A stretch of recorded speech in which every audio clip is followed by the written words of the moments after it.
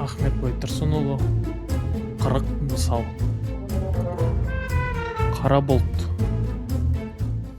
Даланың күнге күйіп аптап өткен, үстінен бұлт шықты қаптап көктен.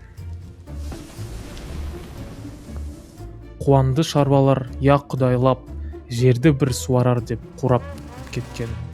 Жауар деп тұрды халық үміт етіп, тамбастан өте шықты құр желдетіп. Теңізге барды да бұлт құя салды, далаға қурап тұрған жаумай кетіп.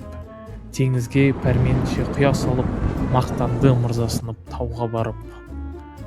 Тау айтты: сен мақтанып келіп тұрсың, мен тұрмын бұл ісіңе қайран қалып. Егер де сол қадірлі жаусаң жерге, су берсең шөлдеп тұрған егіндерге, көк шығып, жер отайып, егін өсіп, қандай зор тиер еді пайдаң елге. Не қайыр қазір сенің жауғаныңнан, сенсіз де су жетерлік теңіздерде. Жиылып кеңес тыңдап отырғандар, ғибрат мұнан да бар, алсаңыздар. Бұлттай жерге жаумай суға жауған, қазақта іс ететін көп адамдар. Жұмсамай тиісті орынға мал өнерін, біреулер жүреді оған не амал бар. Мысалы, қазақ дала орыс теңіз, даланы шама келсе көгертіңіз. Мұң десең, мұқтаж десең қазақ та көп, емес пе мұны ойламақ міндетіңіз.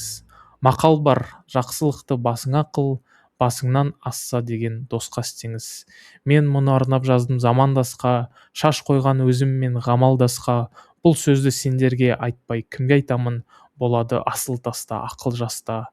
Қарышта өз жұртыңа барың болса, өзге елдің өзінде көп бізден басқа.